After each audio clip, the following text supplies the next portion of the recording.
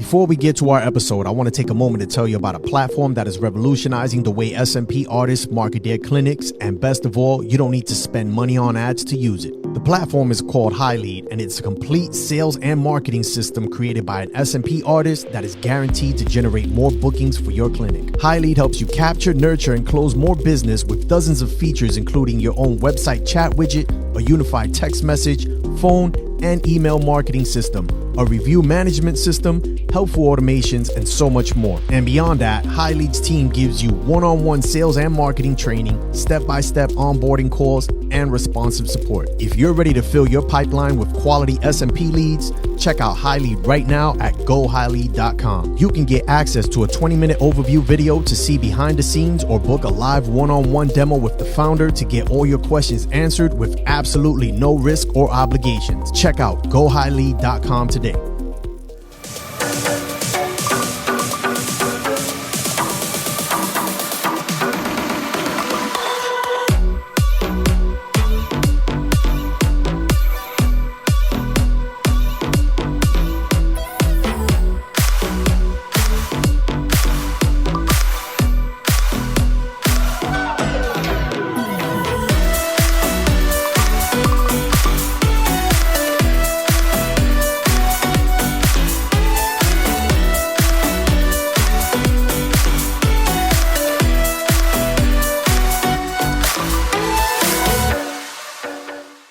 What's going on, guys? Welcome back to another episode of the Scalp Solutions podcast. I am your host, David Santiago, and today my guest is coming all the way from the UK. Let's welcome to the show, Nicasso. Yo, what's good, people? How you all doing, brother? How you doing, Jay? I'm doing well, my brother. How are you doing, bro? How's the UK treating you? The UK sunny today, bro. That's why I'm not at home. I see. You got a nice little scenery back there. Where you at right now? Well, I'm over in Cambridge right now, bro. So I'm over in I'm in a VIP vodka lounge that I'm not supposed to be in. But you see the trouble I get myself into just to do a podcast. Just to come on the podcast. Yeah, I appreciate you even more, bro.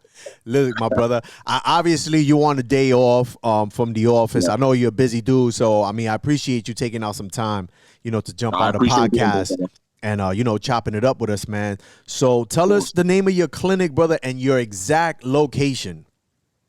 Right, so the location is in Essex, so it's in an area called Woodford. So the name of my company is Nicasso London. So Nicasso London is basically parts of two businesses. So you have Bespoke Barbering, which I set up quite a long time ago. And then when I started getting into the SMP game, I configured the whole SMP title as Scalp Revival. So Nicasso London is like the umbrella of it. Then you got Bespoke Barbering, and then you have Scalp Revival Micropigmentation. Got you. So by trade, you are a master barber. So they tell me. So that's what they tell you. And so how long have you been doing SMP now? So SMP, this is my 4th year of doing SMP. I became qualified in September 2019. That's when I became qualified. And yeah, I've just been doing it since. Just been and it was a bit of a rocky one, to be honest with you, because when I got into it was just before kind of COVID came along. And then it was kind of like, I'm revving myself up and trying to get bookings in, get clients in and stuff. And then before you know it, lockdown shut us all down, and it really put me on a setback. Do you know what I mean? But yeah, so technically this is my 4th year now of being in the industry. Got you. And we kind of answered it before, but what you were doing prior to SMP was you were a barber. How long were you a barber for? So even now I still do barbering currently, but I'm trying to kind of slowly shut it down slightly, do less barbering work. But I've been barbering now for 22 years. 22 years, my man. So how old were you when you started? I was just turned 17. 17 years old. So now, do you still continue to barber because you still just have love and passion for the craft, or are you waiting till the SMP business really kicks off where it's just sustainable and all you got to do is SMP? You know what it is? I look at this perspective, kind of barbering, when it's ingrained in you, and because you've got the experience yourself, when it's ingrained in you, that skill, it's always going to be there. You could take 10 years away from barbering and jump straight back into it. You know what I'm saying? I do still do it because for me, I enjoy catching up with my people that I've known since day one, 20 odd years now. So I do still do it for that. But really, if I'm honest, I'm waiting for the SMP to kind of pick up slightly more. Then, like I said, I'm going to start shutting it down slightly and just probably from all the amount of clients I have now, maybe keep it to 15 to 20. And that's it. Literally shut it down like quite a lot and only have like my day ones. Do you know what I'm saying? Still coming to me for a training. Yeah, you know? I still have a selective few. Two that I still that I cut their hair. So I mean, I get it. You know, as a barber, like it's hard for us to leave that culture because you know it's been part of us for so long, and it's a totally different culture too, man. Like the barbering culture and the SMP culture, which that leads me to my next question. How has the transition been for you from a barber to a SMP artist, and what were some of the hurdles that you had to overcome? That's a good question.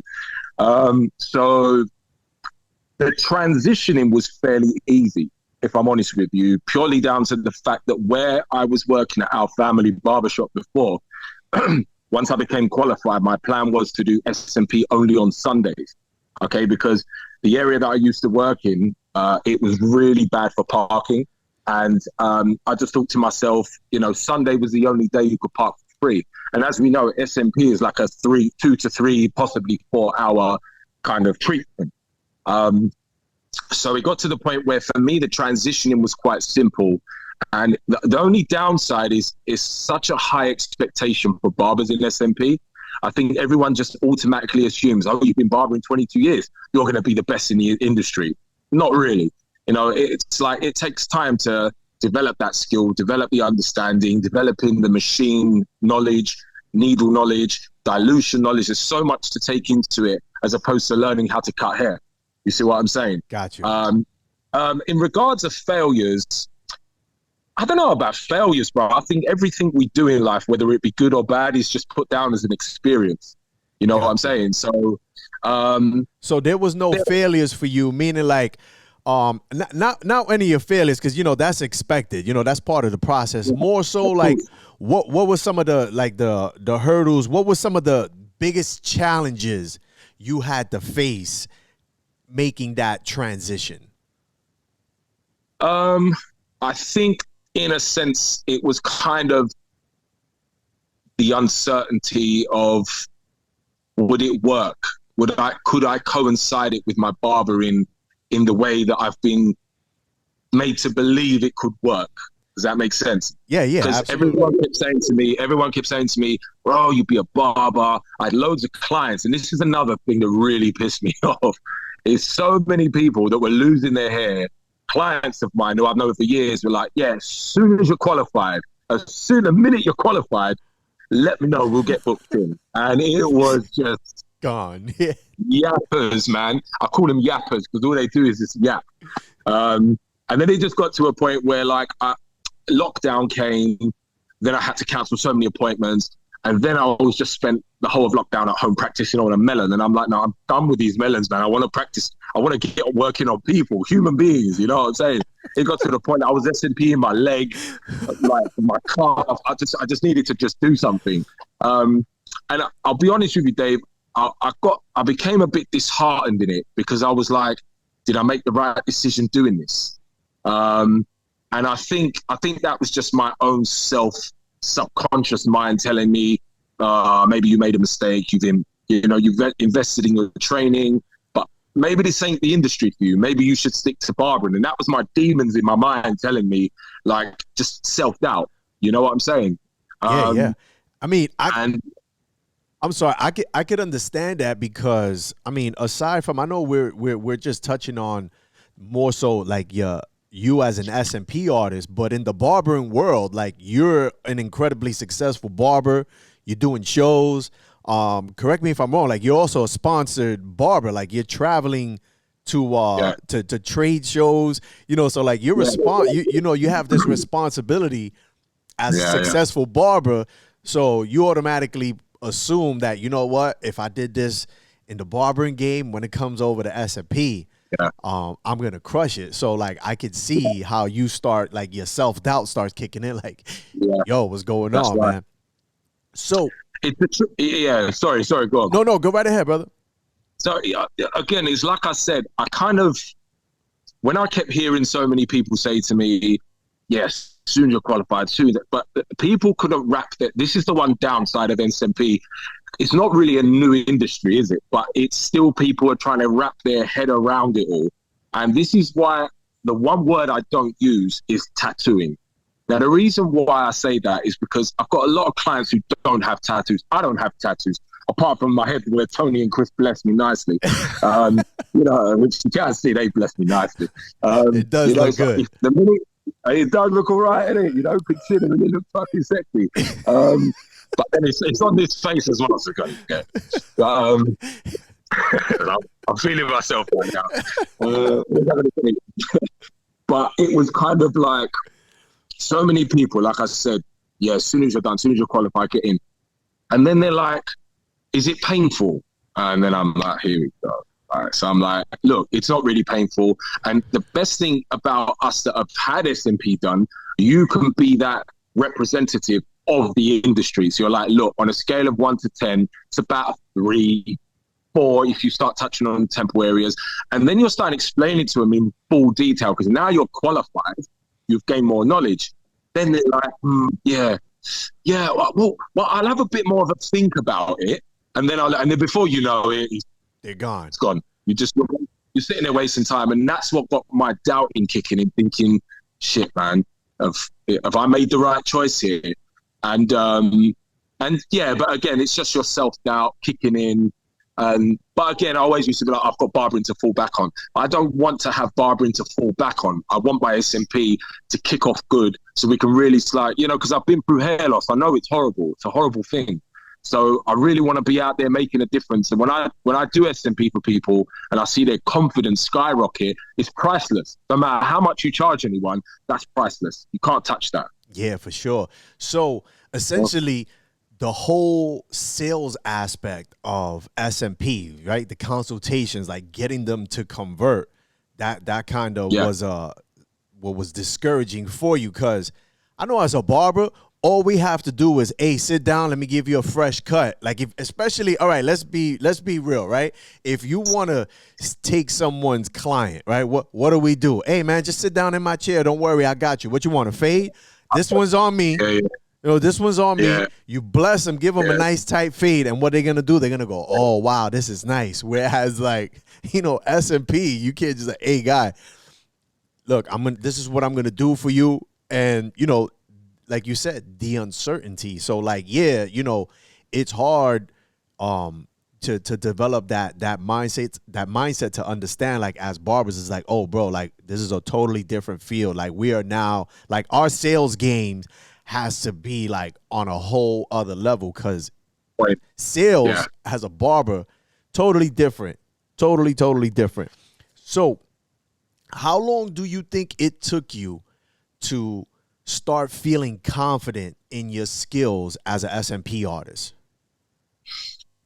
I think it kind of took a lot of research via Instagram, to just look at other people's work, because what we do is a very visual thing. So, and social media is a very visual platform. So the more you started, seeing really decent people doing good jobs, you start zooming in and going, okay, so that's what a first session should look like.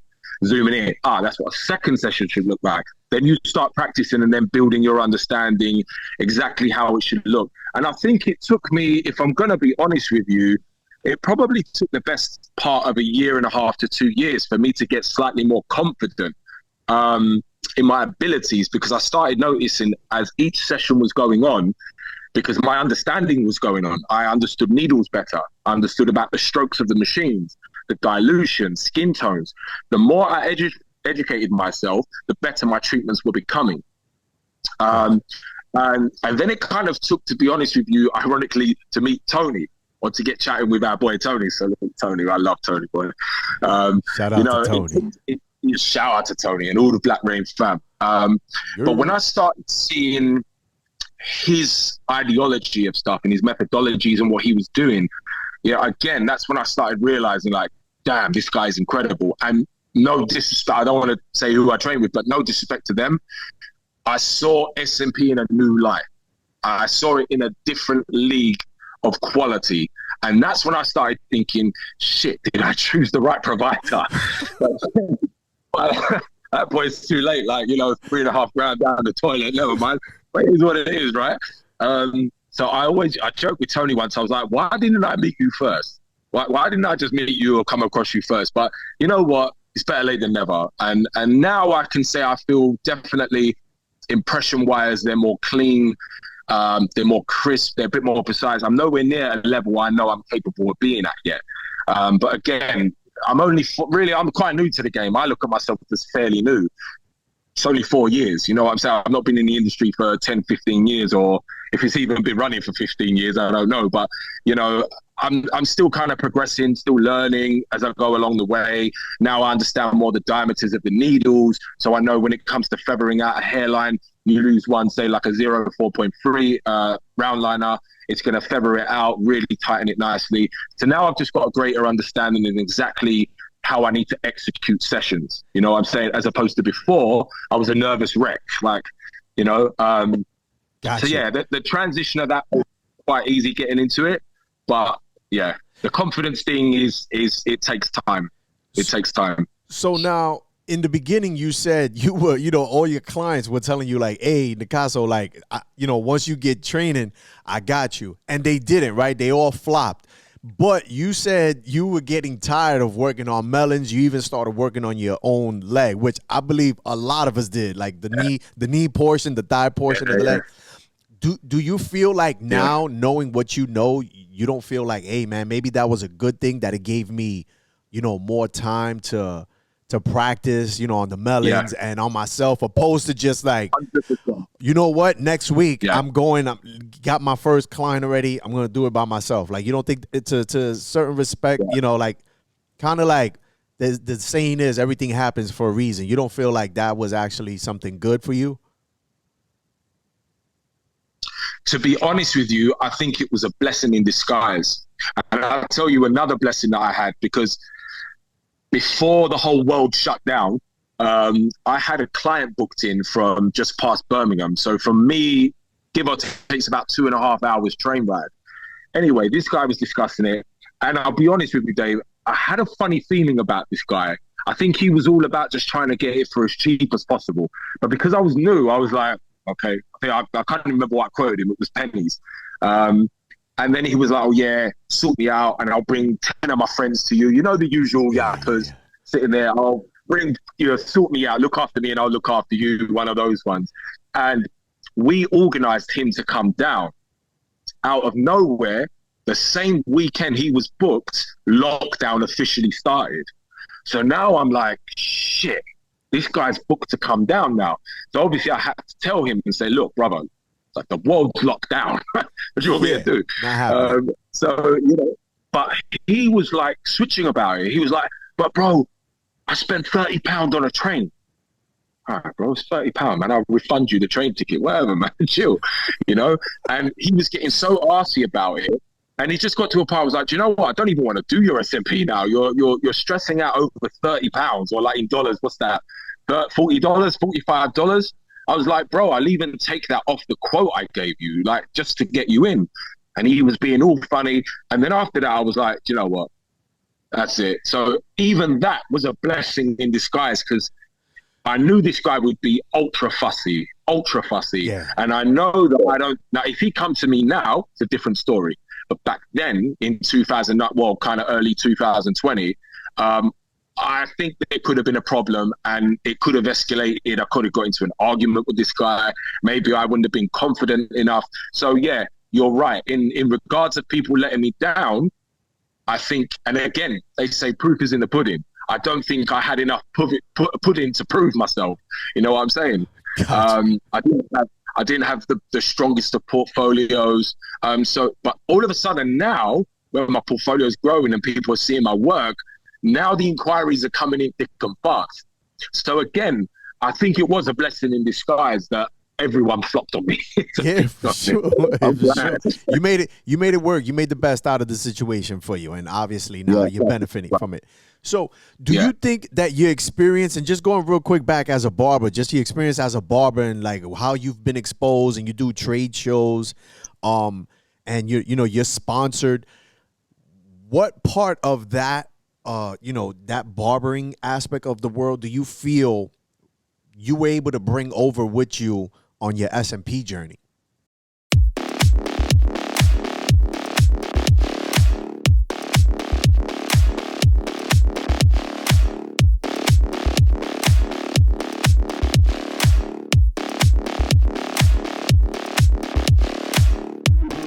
Hey you guys, we are excited to share with you some very exciting news. We have created an online training platform that you can do in the palm of your hand. With over 20 modules and nearly 80 lessons, this is the most comprehensive and detailed scalp micropigmentation course out there. For those of you who can't travel here, maybe you're in other countries, you can now learn from your computer, you can sit at home, you can sit in a bus, and you can learn scalp micropigmentation with the greatest innovators in this industry. Want to learn more? Click the link below. I think definitely the understanding of hair, different textures of hair pattern. I do skin fades every day. It's so easy. I do it with my eyes shut. But so every time I would do a skin fade, once I got into SMP, I'd look at the zero and I'd look at exactly how the pattern of the hair was growing at such a close length. So then I started to do what I like to call, as we all call different things, but I like to call follicular replication. And I try to, if I can, match that tightness of a follicle, of like a hair strand, a very like a zero gap hair strand kind of thing. So I think my barbering experience definitely helped me in regards of understanding hairlines, roughly how a hairline should look, whether it's shaped up, whether it's broken, natural, receding. Because I've had clients of all nationalities and all different hair types, skin tones. So for me, I definitely think that was a plus point for me, definitely. And barbers do have that advantage, if I'm honest with you. But again, it doesn't mean because you're a barber, you're going to become the best SMP artist. It just means you've got that greater knowledge as opposed to someone else, who doesn't have that experience, So I think definitely my bringing in my barbering experience and stuff definitely helped me grow into this industry slowly, but surely it helped me elevate, Got you. So you talk about like familiarizing yourself with like like the hair shaft when it grows out, so you would try to replicate that. So essentially, if I'm understanding correctly, you're the original creator of the black rain technique, not Tony. I said no. Listen, let me be honest. No. Listen, Tony's the best. I know. He did a Bambi from Napoli. Listen, I'm only saying that. I'm only saying that, and to the listeners, the only reason I'm teasing Nicasso is we are both representative of the black raid, and that's just to mess with Tony. But I do just to go back on what he's saying. Yes, I do agree. As barbers, we are able to identify certain things because of. That's all we do all day, every day, especially when it comes to fade, that you see the gradient, like the transitioning, you start questioning, like, man, what if I did a hair shaft? I tell you what, that was on my mind from day one. Did I dare do it? Yeah. Absolutely not. Yeah. I still to this day, I don't have the touch. I tried it on skins. I'm so used to just going up and down, doing impressions. I do light little flicks, but what Tony does and what Chris is doing right now in Italy, that's just, it looks too perfect. Let me tell you this, look, and this is my personal opinion, and I'm not saying this is a biased view. My SMP, how can I rephrase this? My interest in SMP was relit when I went to Napoli. So seeing Tony's and Chris stuff's, even Alessandra, even his mum, bro, he's a rock star. Mama Rock, call her Mama Rock. She's a beast. Bro, she's a beast. beautiful beast, should I say. But, you know, and I think when I went out there and I started seeing their level of quality, it blew my mind. I was like, how are you this good? Because you see loads of SMP artists on the internet, and when you see a picture, bro, you don't, let's be honest, you don't know if it's been touched up. You don't know if it's had a little Photoshop fix. You just don't know. And when you see it with your own eyes and you just see how incredible they are, it inspires you to want to get to that level. Whether I ever get to that level, I don't know. But when I started seeing the Black Rain technique, I was like, what is this? What the fuck is this? It's insane. Like, but I don't know, like yourself, if I am nowhere near at a level where I would risk it on someone's scalp. I'll do it on a melon, on fake skin, whatever, and give some impressions. But doing that on someone's scalp, that's once it's in there, it's staying there and it ain't going nowhere, I'm a little bit reluctant to do that. So I stick to the whole pointillism. You know what I'm saying?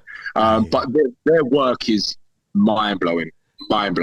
And, you know, that kind of leads me to my next question, which obviously there's an answer, but I'm going to give it to you anyway. Do you have any artists in the SMP industry that inspire you, and what is it about them that inspires you? So, again, talking like on Tony, Chris, Shannon, Yana in Australia, shout out to them as well. They are absolutely amazing. The thing is with me, bro, I've always, and maybe it's down to the fact of my own hairline choice. As you can see, I had it kind of not really shaped, but more scattered and natural. So I do like the natural look. So there's a lot of artists, i.e. Tony and his team, the guys in Australia. One person so I originally found out, I'm just going to say it. So I trained with LGS. Okay, shout out to LGS, man. They were good to start with. So when I started with them, the first person that the Educator told me about was Picasso Jeff. That's the first person other than LGS that I understood someone else is in the industry. Gotcha. So I started, he was like, add him on Instagram, which I did. Then I found out about Masood. Super impressed with Masood's work, if I'm honest with you. Really, really good. Yeah, Masood's I think for me, if I'm honest with you, I would say Picasso's great.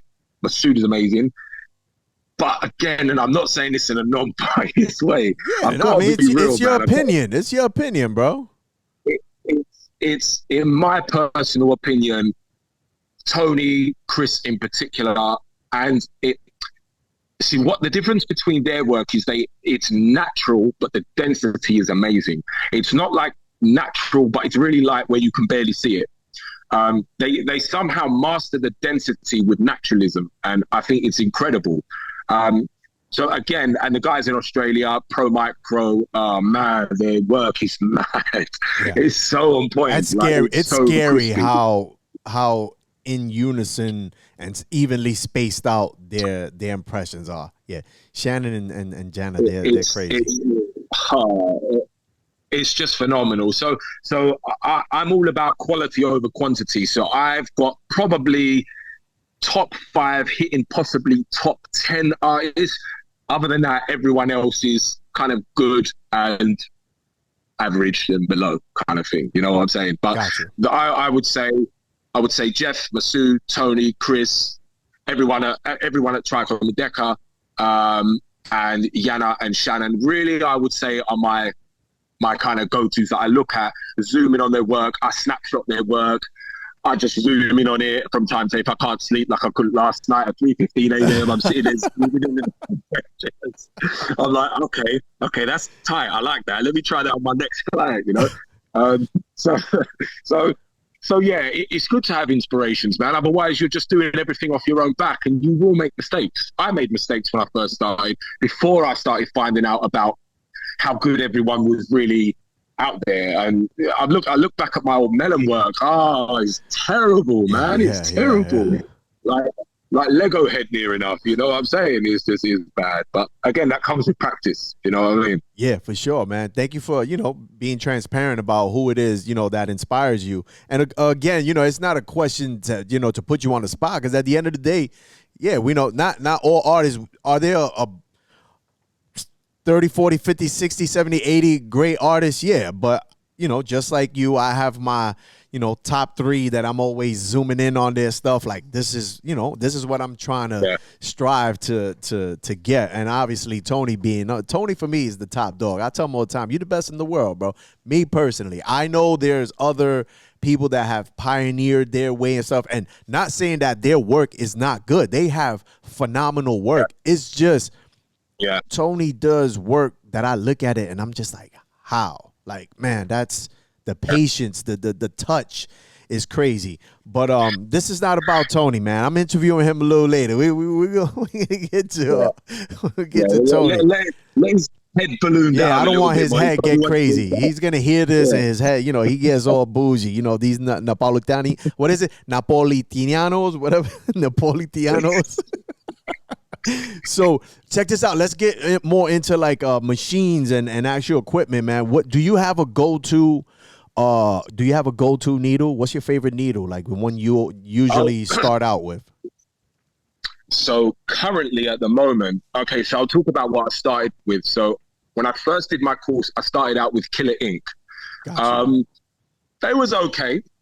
Was all right. Weren't amazing, but they was all right. To start off with, they were quite good. Then I jumped on the FYT Emeralds, the green ones.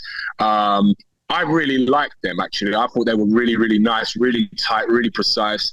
And then I jumped on the pink FYTs. They were good as well, but I don't know, maybe I just got unlucky with a couple of needles. I found that I was doing some sessions and I'd have to change it 2, sometimes even 3 times for a treatment. So I was a bit like, I'm getting a bit sick of this shit now, you know what I'm saying? So long story short, I decided to give Icon International a try, which is Justin Davis company, I believe. Yep. Shout out to Justin, he's a top guy as well. He's a really nice guy. Sure. Great work, really good, really good. And you know what, bro? Since I've been using Icon International needles, I barely change a needle after. I'll be honest with you, in my opinion, so far from what I've used, Icon are probably the top from what I've used so far. In my work so far, I would say Icon, well, they're Icon SMP needles, but the Icon International brand is very good. In my opinion, from what I've experienced myself. And what size? Do you have like a particular size that you normally start out 90% of your clients with? Yeah, I would say usually if it's more density work, I'll go for a 0803.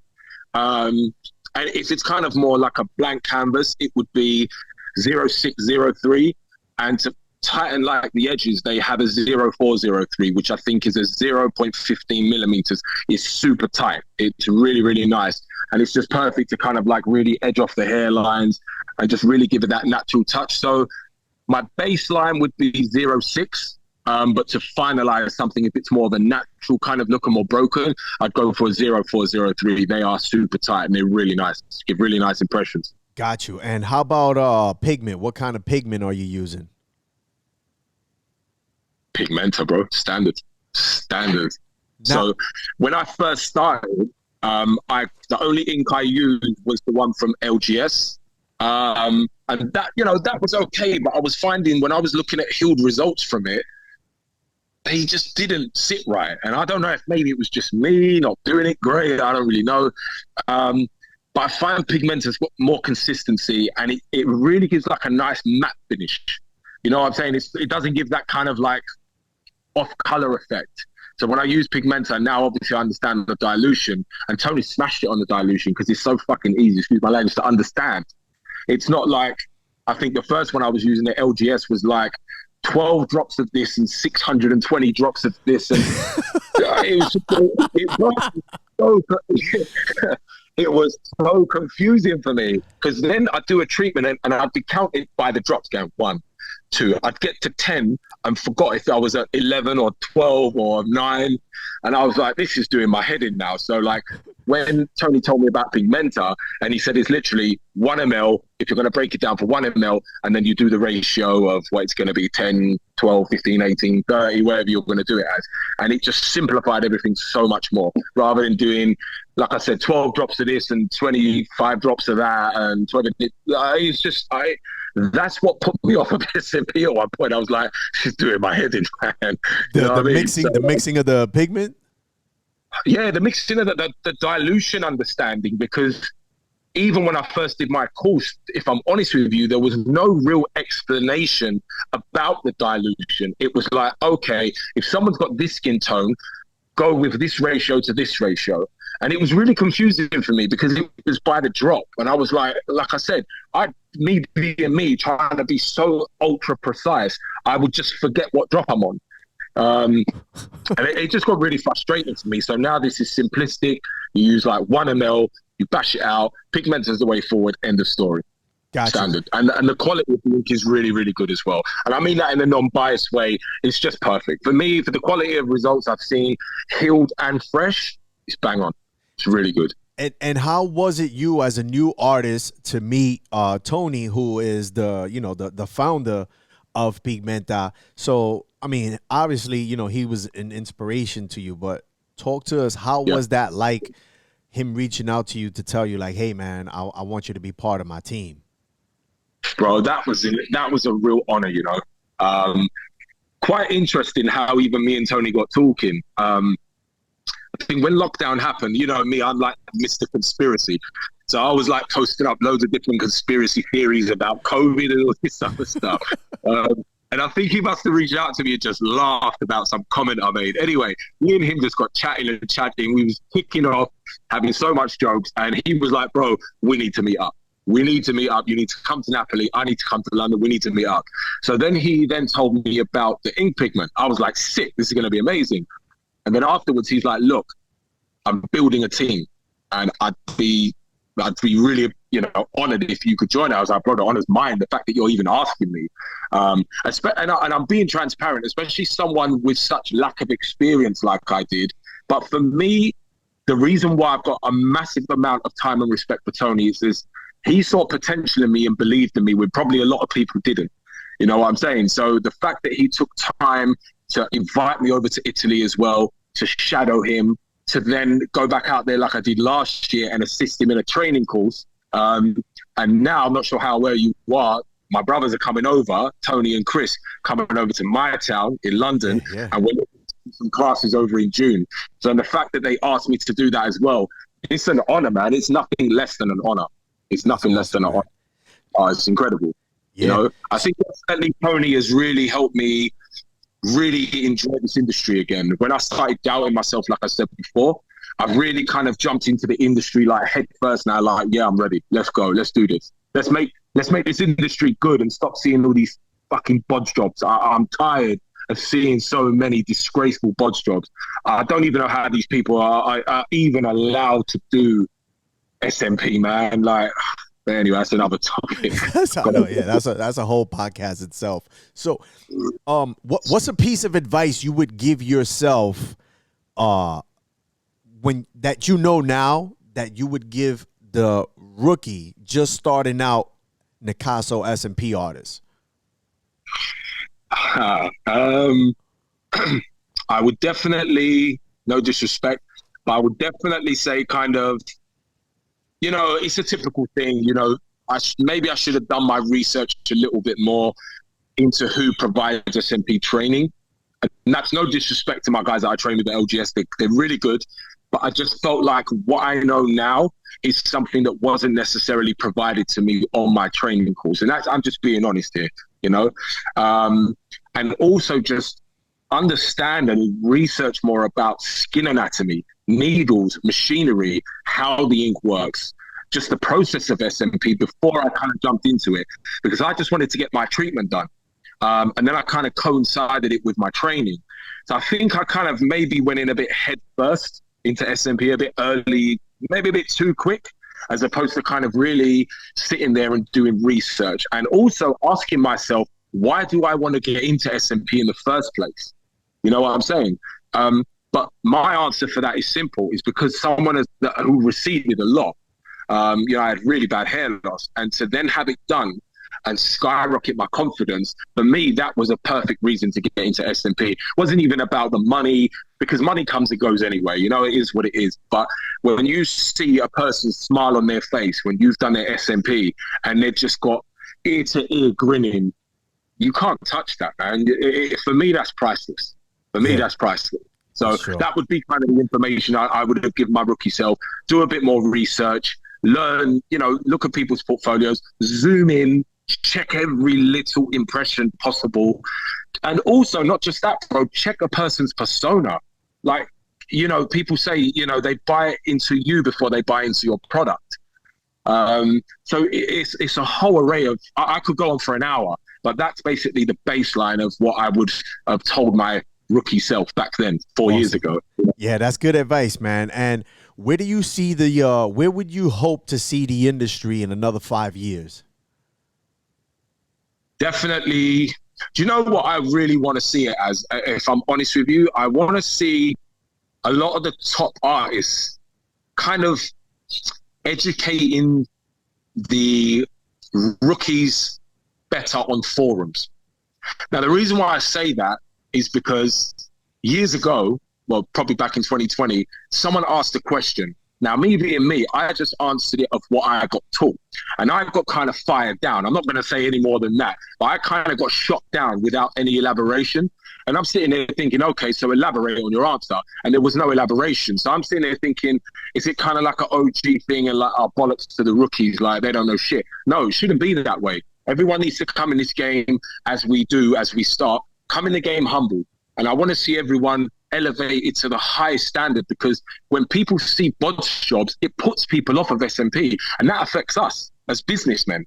You know what I'm saying? We're running businesses to try and run our SMP companies, but if people are like, oh, I saw this online the other day and it looks terrible, like something that looks like they've just put a stamp on someone's head, no wonder people don't want to get into SMP until they start seeing good quality work. Then they become more intrigued at the idea of actually having this tattoo on their head. You know what I'm saying? So I really want to see the industry just kind of be a bit more of a community. You know what I'm saying? Not like, oh, I'm the best and I'm the this and you ain't shit. No, everyone needs to kind of elevate together. We all eat and we all grow together. That's the best way. Otherwise, we're just all, some are going to be up here, some are going to be down there, and it's going to be a very one-sided industry, in my opinion. Got you. Yeah, no, I agree with you. I would like to see that as well. I do know there are some artists that don't know how to go about answering questions, and they're very quick to belittle the new SMP artists. And for that, I always say, like, look, don't forget, man, like, you were a new artist too. Pretty sure you had some dumb questions that weren't, well, not dumb questions, but questions that should have been covered in your training that weren't, hence why you're now here in the forum. So, some guys do get a little savage with their responses. I'm keeping my mouth closed. Yeah. Same here. We try to keep as positive as we possibly can here. So, Nicasso, before we wrap it up, brother, let everyone know where they can find you. So main place is you'll probably find me on Instagram, which is Nicasso.London, not Picasso. Don't give Jeff any more followers. He's got enough followers. Follow me. So it's Nicasso, NICASSO.London. You'll find that as well on my Facebook page. You'll find the same on my TikTok page. My TikTok's a little bit kind of different to my Instagram. It's a little bit kind of workish, but a bit more random shit as well. Are we going to see you dancing? Are we going to see you dancing on TikTok? Bro, I'm in dresses, miniskirts, blonde hair, blue hair, you name it. Listen, I'm killing TikTok right now. No, I'm kidding. No, you'll never see me. You know what? When my algorithm starts showing me people dancing, I'm like, I'm not even searching for this shit. Why is it coming up for? It just bugs me so much. And then I see gym stuff. I'm like, I've been gym for 6 years. I'm depressed. Don't show me this. So the main place you can find me is at Nicasso London. That's my main place. I've got my link tree attached to my Instagram bio, which links you to everything else as well. I've got my LinkedIn as well. I think that's Nicasso London. So yeah, if you just type in Nicasso London, pretty much I come up regardless. So obviously I was an OG out here with that name. Got you. Outstanding. Nicasso, I appreciate you, my brother. Thank you for taking out some time again, jumping on the podcast, chopping it up with us. I see you have some nice scenery that you're going to enjoy there on this beautiful day off. And again, man, where the hell I am, but it's not. It's the sun's out. And that's a change for February in London, but it's never sunny, so that's why I had to come out today, make the most of it. Yeah, for sure, brother. So that's going to wrap it up, man, for this episode of the Scalp Solutions podcast. Again, Nicasso, I appreciate you, brother, for coming on. And I'm going to try to make my way out there to London and link up with you, brother. You need to. Either that or I'm jumping on a plane to New York, bro. You pick. Let's make it happen, bro. Either way, let's make it happen. Bro. Or tell Tony to make a reunion back in Napoli again, man. That's the perfect meeting point for everybody. Let's do it. I'm with it. All right, guys. Tony. That's going to wrap it up for this episode of the Scalp Solutions podcast. Again, shout out to my brother Nicasso out in London. To the next time. Thank you, my brother. Thank you so much. Peace. God bless. So feel me rain from behind. Black rain, black rain. Peace students in the game. Black rain, black rain. Through the struggles and the strain. Black rain, black rain. Elements of mine. So feel the rain from behind. Black rain, black rain. Peace students in the game. Black rain, black rain. Through the struggles and the strain. Black rain, black rain. Elements of mine. To feel the rain from behind. I'm sorta like a killer devil rebel. The getaway cars are the sounds of the bass and the treble. Cause I get into mine able and ready.